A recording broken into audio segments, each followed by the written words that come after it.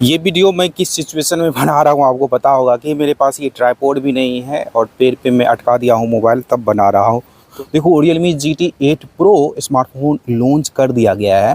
Smartphone के बारे में बहुत सारे लोग बहुत बात कहती है। देखो, इस बार Realme कुछ एक्स्ट्रा फीचर लेकर आया है, लेकिन भी ये फ़ोन लोगों को पसंद क्यों नहीं आ रहा है, लोग ऐसा क्यों कर रहा है कि ये स्मार्टफोन प्राइस के अनुकूल जस्टिफाइड नहीं है। मैं जो ओपिनियन रखता हूँ कि कोई भी स्मार्टफोन हो, कोई भी ब्रांड हो, अगर अच्छा फीचर्स दे रहा है, अच्छी बिल्ड क्वालिटी, सब कुछ अच्छा दे रहा है, प्राइस भी ज़्यादा ले रहा है और सब कुछ बढ़िया है, तो ख़रीदने में कुछ दिक्कत नहीं है, क्यों ना खरीदें। तो चलो Realme GT 8 Pro के बारे में डिटेल से जानते हैं। क्या ये स्मार्टफोन प्राइस के अनुकूल जस्टिफाइड है, क्योंकि इस प्राइस पॉइंट पे और सब स्मार्टफोन है, OnePlus 15, उसके बाद ओप्पो का Find X9, OnePlus या Realme या ओप्पो, तीनों एक ही ब्रांड है। चलो देखते हैं कि इस स्मार्टफोन में क्या क्या दिया गया है। आगे देखो, डिस्प्ले की अगर बात करें तो 6.79 इंच का डिस्प्ले दिया गया, 1.5 की रेजोल्यूशन, 144 हर्ट्ज रेट दिया गया है। और इसमें ये जानकारी नहीं है कि गेमिंग के समय 144 हर्ट्ज मिलेगा या नॉर्मली आपको 144 हर्ट्ज दिया जाएगा। आई थिंक नॉर्मली ही मिलने वाला है 144 हर्ट्ज। Corning Gorilla 7 आएगा, पोर्टेशन अल्ट्रासोनिक फिंगरप्रिंट स्कैनर डिस्प्ले के ऊपर मिल जाएगा। तो डिस्प्ले जो प्राइस के अनुकूल मिलता है वही है, डिस्प्ले से आप कुछ शिकायत नहीं कर सकते हो। मुझे तो बहुत बढ़िया लगा। बिल्ड क्वालिटी देखोगे, बैक साइड में एक कैमरा बम्प दिया गया है, तो इसको यूनिक कहा जा रहा है, लेकिन प्राइस के अनुकूल मेरे ख्याल से यूनिक नहीं है। आप कैमरा बम्प को चेंज करने के लिए स्क्रू ड्राइवर लेकर तो चलोगे नहीं। सर्कुलर शेप या स्क्वायर शेप आप लगाना चाह रहे हो तो अपने अनुसार लगा सकते हो, खैर वो अलग बात है, लेकिन वो कुछ इंपॉर्टेंट रोल निभाता नहीं है, क्योंकि जिस प्राइस पॉइंट पे इसको लॉन्च किया गया उस प्राइस पॉइंट पे फीचर्स और स्पेक्स डिटेल यही मायने रखता है। ये सब चीज़ तो सेकेंडरी चीज़ हो जाती है। बैटरी सेटअप की बात की जाए तो इस स्मार्टफोन में 7000 mAh की बैटरी दी गई है और 120 वाट का वायर चार्जर और 80 वाट का वायरलेस चार्जर आ जाता है। IP69 रेटिंग, ये सब चीज़ तो मिल जाता है, लेकिन USB वर्जन 2.0 ही दिया गया है। ये डिसअपॉइंट बहुत ही ज़्यादा करेगा। इस प्राइस पॉइंट पे देखोगे तो USB वर्जन 3.2 Gen 1 इस तरह का दिया जाता है। तो परफॉर्मेंस के बारे में तो पता ही होगा, परफॉर्मेंस इसमें बहुत ही ज़बरदस्त दिया गया। खैर दूसरे स्मार्टफोन में भी परफॉर्मेंस बढ़िया आ जाता है, इस प्राइस पॉइंट पे मैं बात कर रहा हूँ जिस पे इसको लॉन्च किया गया है। परफॉर्मेंस कोई भी स्मार्टफोन हो इस प्राइस पे लॉन्च होगा तो मस्त मिलने वाला ही है।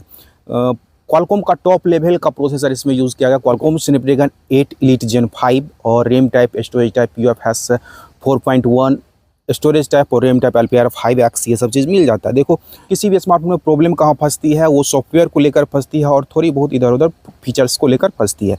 तो इसमें सॉफ्टवेयर कैसा है वो तो मैं आगे बता रहा हूँ। सबसे पहले मैं प्राइस की बात कर लेता हूँ।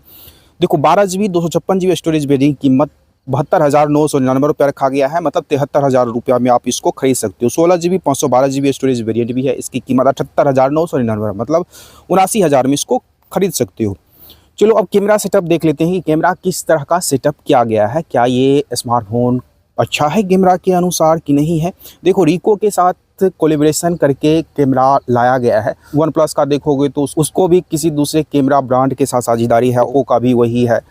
तो ये साझेदारी से मेरे ख्याल से कैमरा में उतनी इम्प्रूवमेंट नहीं आती है, कुछ अलग मोड दे देता है तो उसमें आप फोटोग्राफी वीडियोग्राफी कर सकते हो। तो फोटोग्राफी पे थोड़ी बहुत असर पड़ती है, लेकिन देखो वीडियोग्राफी पे ये सब चीज़ उतना रोल नहीं निभाएगा। आई थिंक मेरे ख्याल से वीडियोग्राफी पे सेंसर कैसा है वो सबसे इंपॉर्टेंट रोल निभाता है, अदरवाइज सॉफ्टवेयर ऑप्टिमाइजेशन कैसा है ये रोल निभाएगा। तो इसमें जो कैमरा दिया गया है, तो एक कैमरा के बारे में सबसे पहले मैं बताऊँगा। इसमें टेलीफोटो जूम लेंस जो दिया गया 200 मेगापिक्सल का 1/1.5 इंच का, तो सेंसर भी बढ़िया दिया गया, HP5 सेंसर है, तो सेंसर में कुछ कसर नहीं है। ये टेलीफोटो जूम लेंस बढ़िया कैमरा है, मेगापिक्सल वाइज नहीं कर रहा हूँ, इसमें सेंसर बढ़िया दिया गया है इसलिए कर रहा हूँ। तो टेलीफोटो जूम लेंस के लिए ये स्मार्टफोन खरीदने के लिए सोच रहे हो तो मेरे ख्याल से बेस्ट होगा।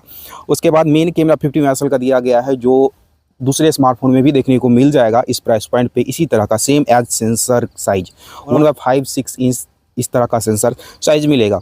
एक अल्ट्रा वाइड लेंस दिया गया है, 1/2.88 इंच का है, तो ठीक कहा जा सकता है अल्ट्रा वाइड लेंस इसी तरह का मिल जाएगा इस प्राइस पॉइंट पे। लेकिन फ्रंट कैमरा की बात करें तो फ्रंट कैमरा का सेंसर इसमें अच्छा नहीं दिया गया है, वो मैं बताता हूँ। 32 मेगापिक्सल का तो कैमरा है और फ्रंट में 1/3 पॉइंट समथिंग इंच का दिया गया है। तो इस प्राइस पॉइंट पे देखोगे तो फ्रंट कैमरा उतना ज़बरदस्त नहीं दिया जाता है। दूसरे स्मार्टफोन जैसे OnePlus 15 के बारे में भी मैं बताया था, उसमें फ्रंट कैमरा उतना बढ़िया नहीं है, लेकिन इससे थोड़ा सा बढ़िया सेंसर उसमें यूज़ किया गया है, ये तो है।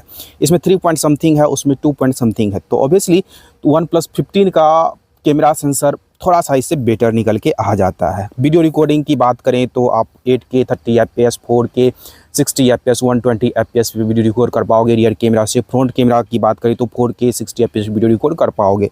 तो ये सब चीज़ तो हो जाएगी। तो कैमरा के लिए ये प्रॉब्लम हो सकती है, क्योंकि इस प्राइस पॉइंट पे और सब स्मार्टफोन इससे बेटर कैमरा लेकर आ जाता है, सिर्फ टेलीफोटो जूम लेंस को छोड़ दें तो। इस स्मार्टफोन में ऑपरेटिंग सिस्टम की बात करें तो एंड्रॉइड 16 दिया गया है, Realme UI 7.0 के साथ इसको लॉन्च किया गया है। देखो ऑपरेटिंग सिस्टम Realme का प्राइस के अनुकूल देखो ख़राब नहीं है। ऑपरेटिंग सिस्टम तब ख़राब होता है जब उसमें एक्स्ट्रा ब्लोटवेयर दे देते हैं, एक्स्ट्रा कुछ फालतू चीज़ दे देते हैं, तब वो ख़राब होता है। देखो इसमें ब्लोटवेयर उतना ज़्यादा नहीं मिलता है।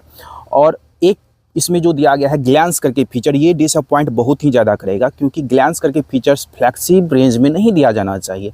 बजट रेंज में, जैसे नथिंग का बजट रेंज में ग्लैंस करके फीचर आता है, सैमसंग का बजट रेंज में ग्लैंस करके फीचर आता है। चलो भाई बजट रेंज में मान सकते हैं, लेकिन फ्लैगशिप रेंज में कोई भी कस्टमर इतना पे कर रहा है तो ये ग्लैंस और ये सब चीज़ के लिए, विज्ञापन के लिए आप पेड नहीं कर रहा है, तो ये सब चीज़ नहीं दिया जाना चाहिए। तो सॉफ्टवेयर पे ज़्यादा काम करना चाहिए Realme को, Realme GT 8 Pro को। इस प्राइस पॉइंट पे मेरे ख्याल से ये स्मार्टफोन से बेटर दूसरे स्मार्टफोन भी देखने को मिल जाएगा। वन प्लस का देखो या ओप्पो का देखो या दूसरे ब्रांडिंग iQOO का भी देख सकते हो, तो दूसरा ब्रांड का भी बेटर हो सकता है। तो आपको क्या लगता है Realme GT